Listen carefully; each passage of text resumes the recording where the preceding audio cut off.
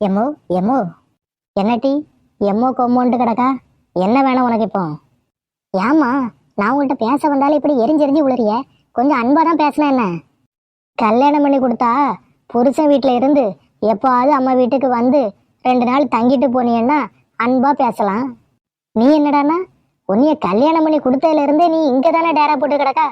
ஏதோ அம்மா வீட்டுக்கு போறது மாதிரி 1 நாள் 2 நாள் புருஷன் வீட்டுக்கு போயிட்டு வரா. உறவு எப்படி வாங்கிட்ட அன்பா பேச முடியும்? சரி சரி அதை விடுமா. வாங்கிட்ட பேசினா இப்படிதான் என்னத்தையாவது தேவையில்லாம பேசிட்டு இருப்பா. புறவுனா சொல்ல வந்த விஷயத்த மறந்துடுவேன். அப்படி என்னத்த பெரிய விஷயத்த சொல்ல வந்தா நீ? சொல்லு, சொல்லி தொலை. எமு வெயிலு என்ன போடு போடு.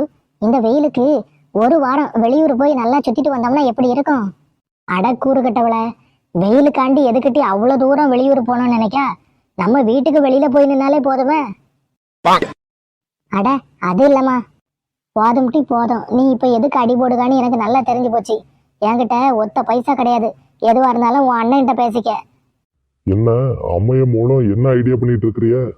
என்ன வெயில் நல்லா அதிகமா இருக்கலானே, அதான் 1 வாரம் நல்லா குழு குழு ஏரியாவை பார்த்து டூரு போயிட்டு வரலான்னு அம்மிட்ட கேட்டிருந்தேன். அம்மா தான் ஓண்ட கேளுன்னு சொன்னாவ. இந்த பாருமா தங்கச்சி, என் பாக்கெட்ல 200 ரூபா இருக்கு. இந்த 200 ரூபா கடந்த 1 வாரமா என் பாக்கெட்லயே தான் இருக்கு. அப்படின்னா இதுல இருந்து உனக்கு என்ன தெரியும்? அண்ணி ஊர்ல இல்லைன்னு தெரியும்னே. அந்த அளவுக்கு நான் சிக்கனமா இருக்கேன் பாத்துக்க. இதுக்கு பேரு சிக்கன் இல்லைனே, கஞ்சத்தனம். நீ எப்படி வேணாலும் சொல்லிக்க.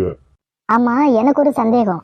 உனக்கு டூர் போனோம் வெளியில போய் சுத்தணும்னா உன்னதான் ஒருத்தனுக்கு கல்யாணம் பண்ணி கொடுத்தாச்சுல்ல, உன் வீட்டுக்கார்ட்ட போய் கேட்க வேண்டியதானட்டி?